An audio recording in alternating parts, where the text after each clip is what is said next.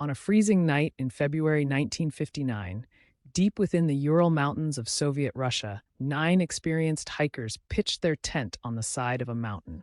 They were young, healthy, and well prepared for the harsh conditions ahead. But something unexplainable, happened that night. When rescuers finally found their campsite weeks later, the tent was torn open from the inside. The hikers' bodies were scattered across the snow, half naked, barefoot, and mutilated in ways that defied logic. What could have terrified 9 strong hikers so much that they fled their tent into a deadly blizzard?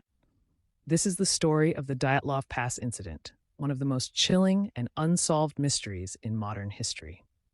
Our story begins at the Ural Polytechnic Institute in Sverdlovsk, now Yekaterinburg, Russia. 9 students, led by 23-year-old engineering student Igor Dyatlov, set out on a winter expedition that would test their skill and courage.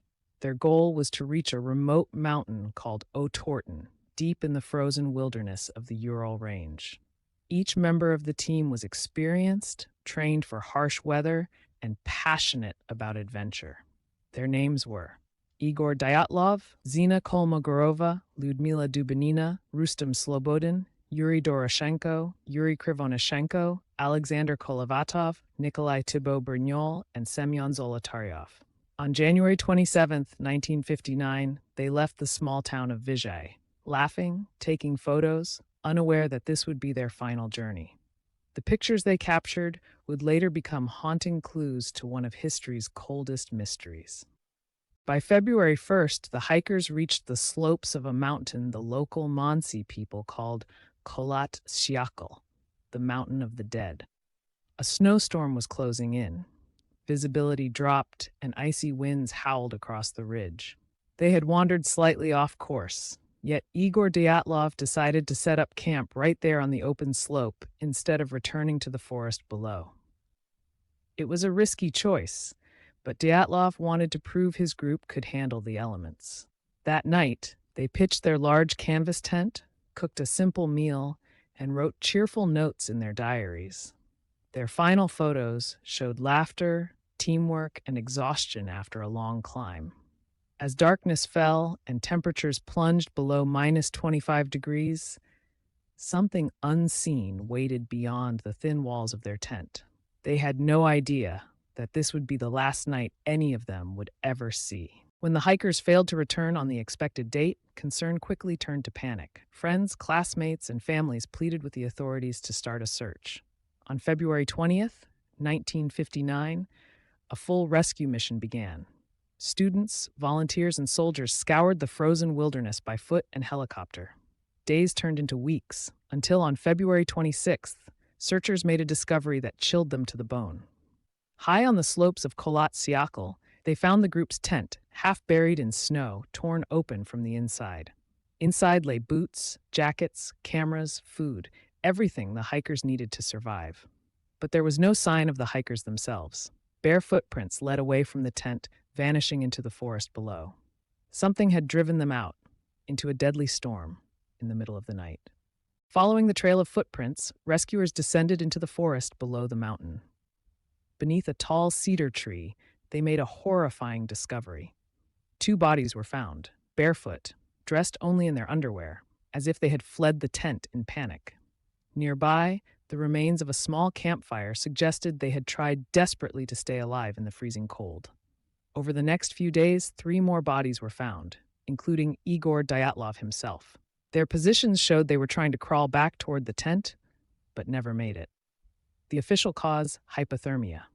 But there were strange details: bruises, a broken skull, missing tongues, injuries no simple storm could explain.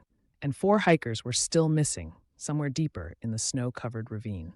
2 months later, as the snow began to melt, rescuers finally found the last 4 hikers, deep in a ravine, nearly 75 meters from the cedar tree. Their discovery only deepened the mystery. These bodies were better dressed, wearing clothes taken from the others, suggesting they survived longer. But their injuries were beyond explanation. 1 had a fractured skull, 2 had shattered ribs, and Lyudmila Dubinina's tongue and eyes were missing. Yet there were no signs of struggle, no footprints of attackers, no evidence of an avalanche. Some of their clothing carried traces of radiation, a detail investigators couldn't explain. Whatever happened on that mountain, it wasn't just a simple accident. In May 1959, the investigation officially closed. The cause of death was listed as a compelling natural force. No one was blamed. No clear explanation was ever given. Families buried their loved ones in silence, still haunted by what they were not told. Over the years, new reports and secret files have surfaced, but each only adds more confusion. In 2019, Russian authorities reopened the case, claiming it was caused by a slab avalanche. Yet experts and survivors' relatives remain unconvinced.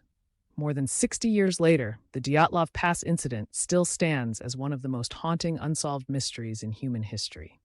A reminder that sometimes the mountain keeps its secrets.